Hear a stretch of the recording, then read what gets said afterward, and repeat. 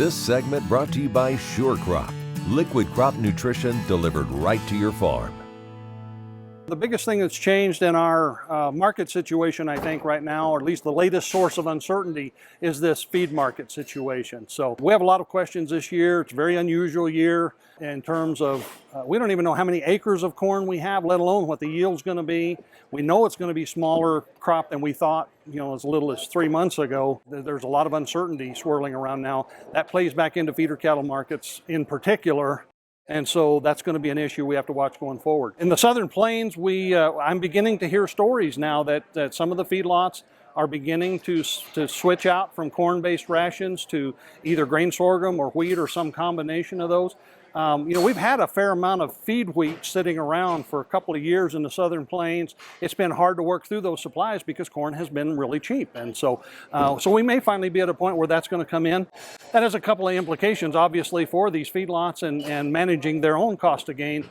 But I think it also plays into our expectations for the corn market in that there are these other feed supplies that have been kind of lurking in the shadows that'll come out and probably help offset some of the concerns we have about a smaller corn crop and higher cost of gain at the feedlot level. The main thing is that it is uncertain.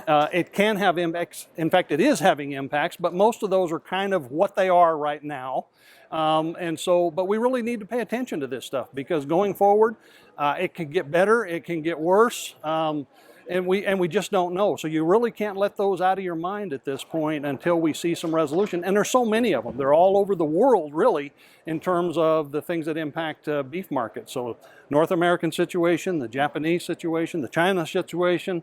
There's just a lot of those factors out there right now that we have to keep an eye on until we see what plays out here over the next months, maybe years, before we see them all resolved. Well, again, I think these cattle markets, I know producers are never happy with price levels. We'd like to see more. We've struggled a little bit this summer, particularly with feeder cattle markets. But all in all, when you look at the cyclical expansion that we've had the last 5 years, the first full-blown expansion in over 20 years, when you look at the increase in beef production that goes with that, I think these markets have held together relatively well. And again, we're trying something different this time in terms of probably plateauing numbers rather than seeing a sharp peak followed by liquidation.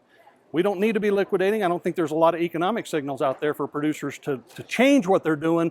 And so maybe that's the key, is just kind of figure out what you need to be doing and march on with those, keeping an eye on some of these unknowns that are out there right now.